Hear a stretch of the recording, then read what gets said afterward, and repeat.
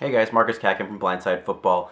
Here to recap last night's late Saturday game and then the rest of the early games for today. So let's start off Chargers, 49ers. Phillip Rivers over 350 yards passing, 4 touchdowns, does have 3 interceptions, but we find out he's been playing for the last month with a bulging disc in his back. So it kind of explains why he's been so bad as of late, but really comes back in this game. 2 touchdowns to Antonio Gates, who finished with 7 catches for 92 yards.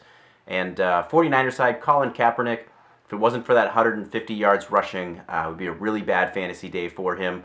Frank Gore in this one, also over 150 yards and a rushing touchdown in this one. So San Francisco getting it done on the ground, but not so much through the air.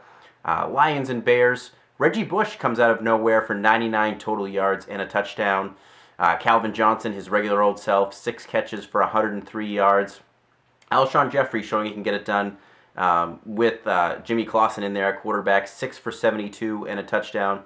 And Matt Forte showing he gets it done both sides of the ball, really getting it done, pass, receiving and rushing against this tough Lions defense, 95 total yards and a touchdown. Vikings at Dolphins, Matt Asiata, wow, 77 total yards, 2 touchdowns, a 2-point conversion.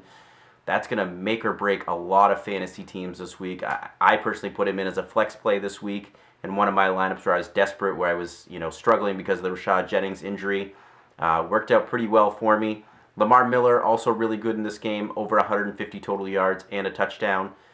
Mike Wallace, again, another guy, 2 touchdowns in this game, 5 for 58 passing. Falcons and Saints, not exactly the offensive blowout you'd expect it to be. You expected a lot of offense in this game, a lot of fantasy scoring.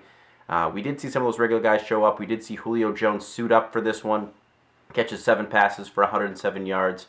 Steven Jackson gets banged up in this one, so Devonta Freeman, 84 total yards and a touchdown. Jimmy Graham catches a touchdown in this one and could have had 2 if he hadn't fumbled it right at the goal line and lost it.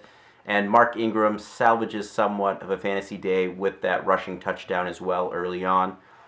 Patriots and Jets, wow, not a lot of offense really going on in that game for either side of the ball, especially the Patriots. Luckily, they pulled out a win.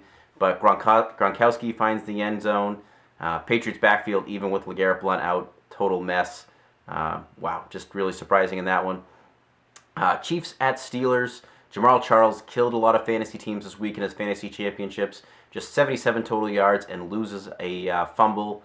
Le'Veon Bell, Antonio Brown, both get touchdowns in this one to help salvage their day.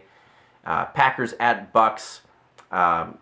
Jordy Nelson, Randall Cobb, both over 100 yards receiving this one. Nelson with a touchdown in this one. Lacey over 100 total yards and a touchdown. Not a lot going on for the Bucs side. Didn't score an offensive touchdown in this one.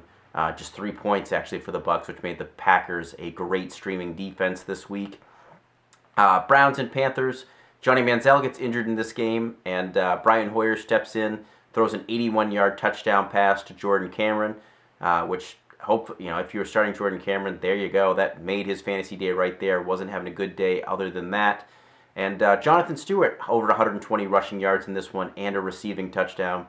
So another good day for Jonathan Stewart.